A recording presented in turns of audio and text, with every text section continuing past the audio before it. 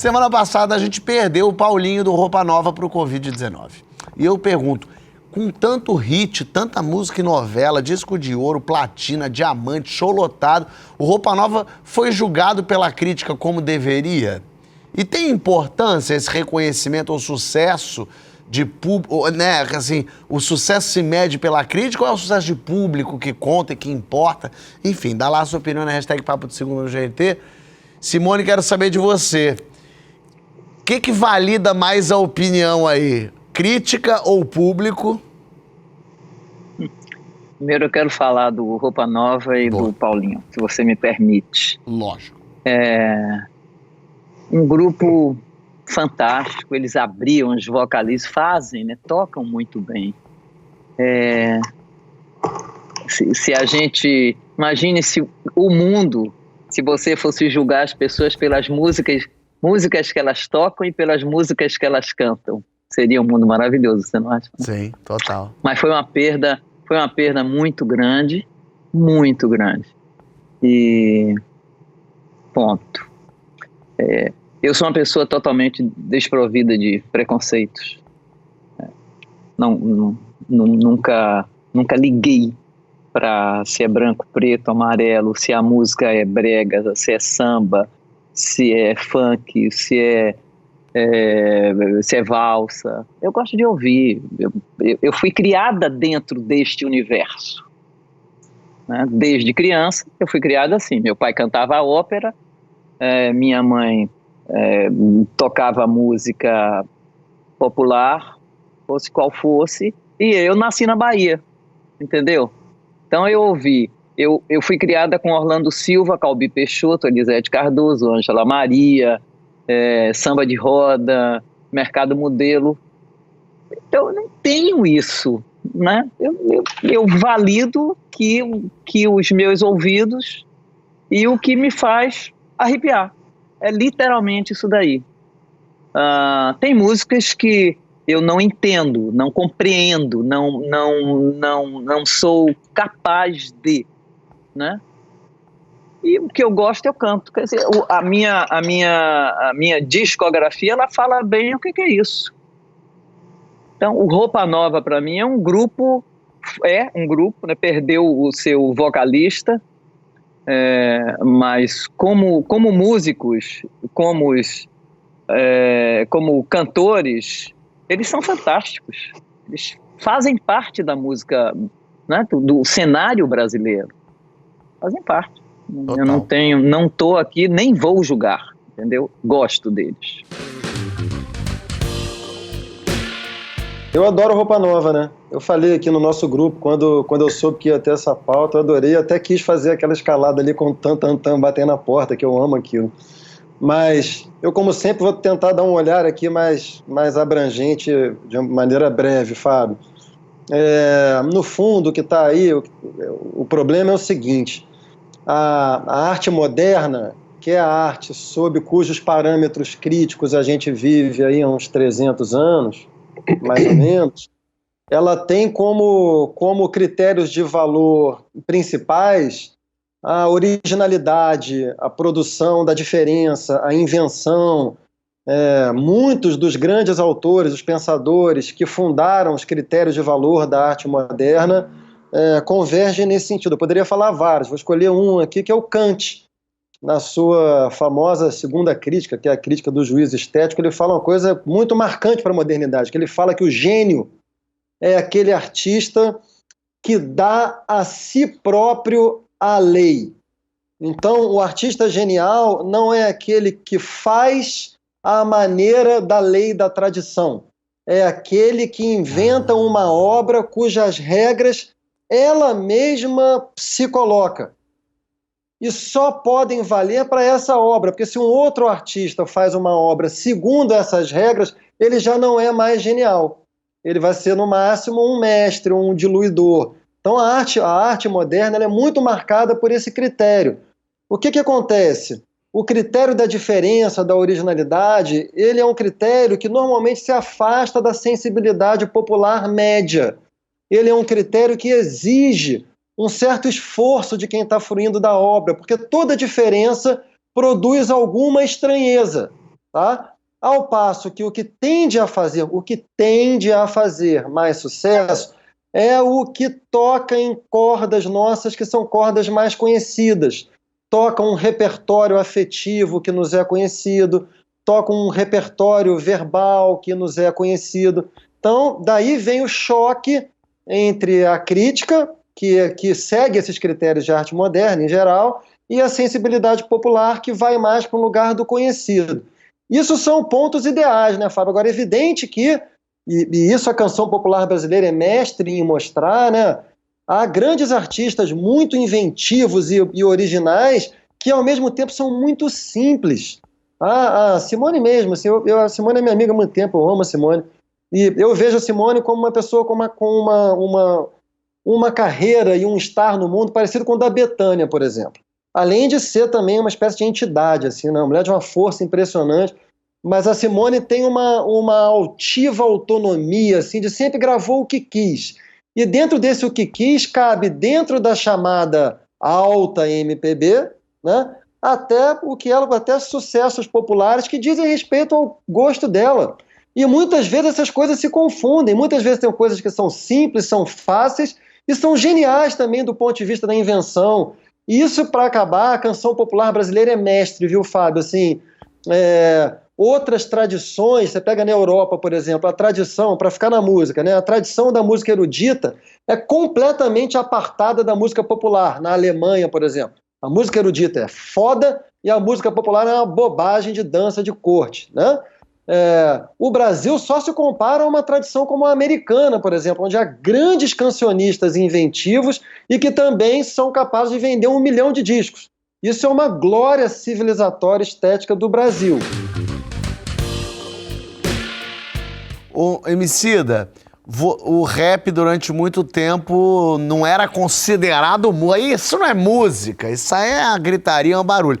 Fala um pouco desse reconhecimento, você que foi de isso não é música para a nova Xuxa.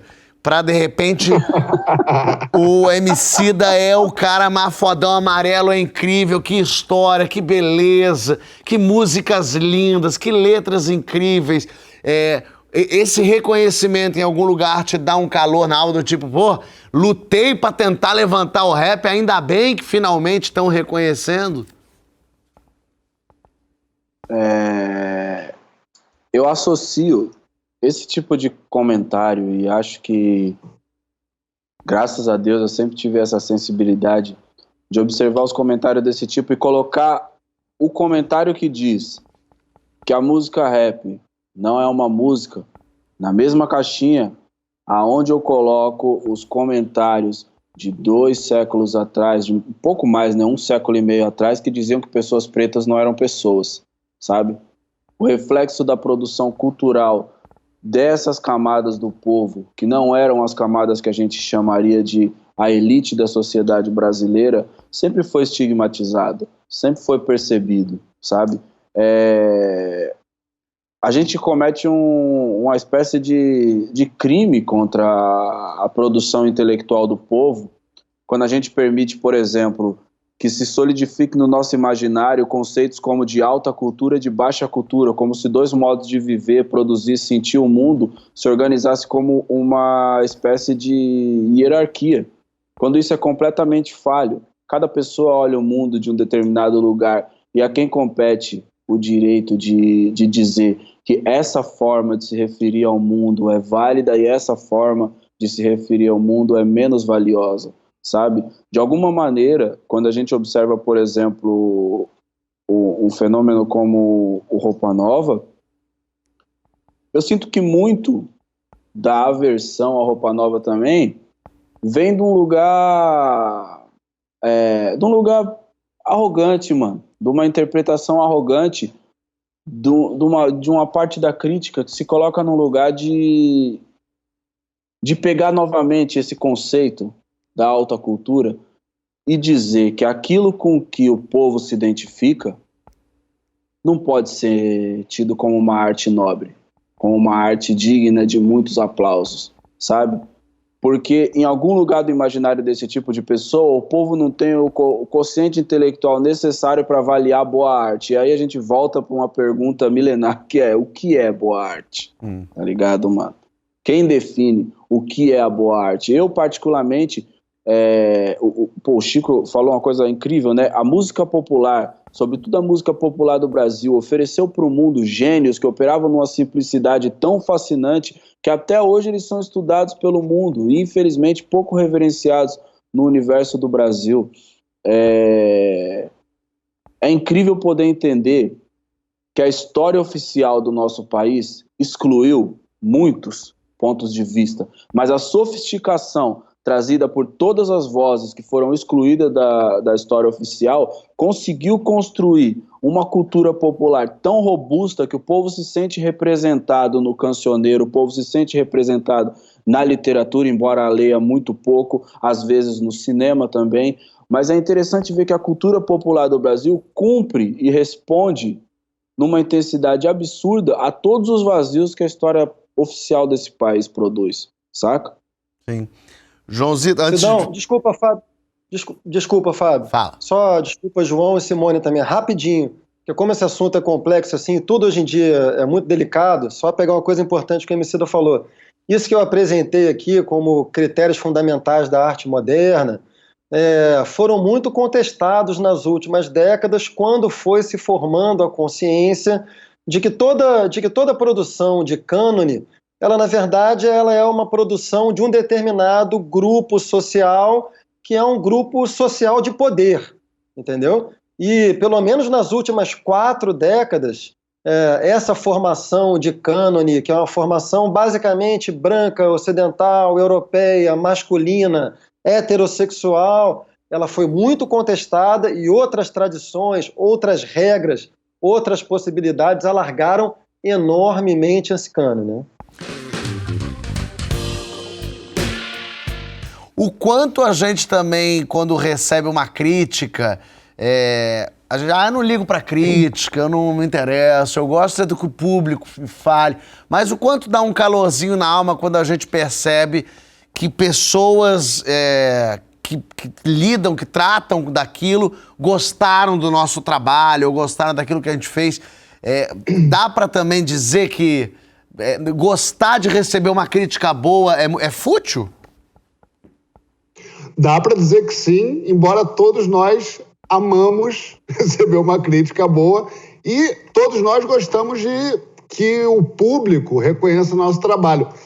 Tem uma frase que não é dela, mas eu ouvi dela a primeira vez, que também é uma pessoa também desprezada pela crítica.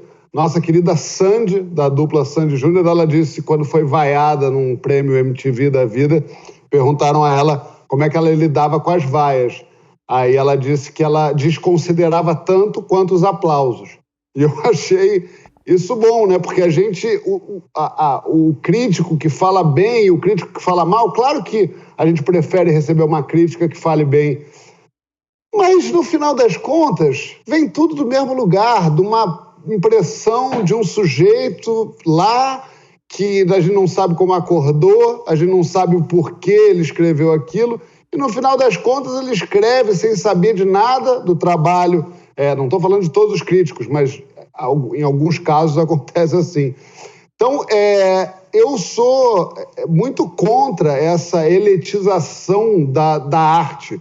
Isso é bom porque isso é bom, isso é ruim porque vem de não sei... Bom, até há pouco tempo atrás a gente ouvia, por exemplo, que o funk era lixo, que não sei o quê, e o funk tem o seu lugar, tem uma... Enfim, quem nunca dançou um funk numa festa de casamento, quem nunca... é uma expressão de pessoas que estão trabalhando. Então, acho que a gente tem que respeitar muito o trabalho das pessoas e a arte como as pessoas veem e apresentam a gente. Acho muito essa crítica elitizada, acho muito perigosa e acho que só faz apagar movimentos muito importantes que vêm chegando na arte.